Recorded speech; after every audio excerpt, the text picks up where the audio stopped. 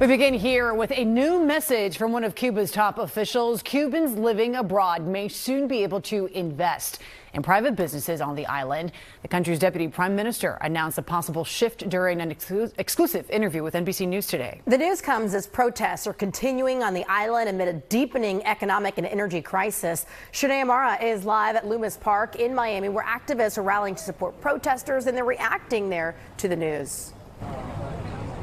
And ladies, you can probably see that rally is still going on right here behind me. But I do want to start, of course, with that message. Obviously, Miami, home to the largest Cuban diaspora in the world. Any news coming from that island is deeply personal. But the announcement today is one that I would say was not welcome news here. So I do want to start off with that. Abierta, tener una relación comercial.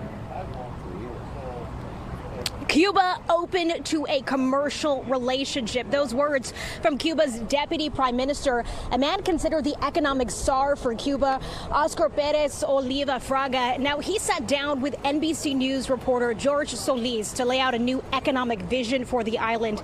In that conversation, he said the island wants to attract foreign investment, including from businesses in the United States and from Cuban nationals living abroad in places, of course, like Miami. That is obviously a significant announcement for a country that has a long limited private enterprise. But now during that interview, he also pointed to a major roadblock, a barrier, the U.S. trade embargo. Fraga says it cuts Cuba off from international finance, technology and markets, and most recently that fuel crisis. Now, Cuba has not seen fuel coming in 3 months, with power outages lasting up to 16 hours a day. Back here in Miami, during this press conference organized by Movimiento Democracia, I heard from both Cuban Americans and Cuban nationals who say investing would be giving the regime a lifeline when they believe it is so close to falling. We don't want that. The regime is at the end of the rope. If it was before, maybe, it might be an approach. But right now, just send the regime a lifesaver so it doesn't fall, to stabilize the economy. Does it make sense to you? If we don't have any change in political rights, if we don't have any political guarantees, there's no economic change that's possible.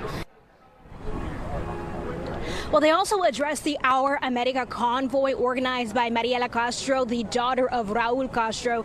Overall, activists say any discussion about economic change must also include political change, and they are calling for the ability for Cuban exiles to return to their homeland and calling on the U.S. government to focus on and support the Cuban people, not the regime.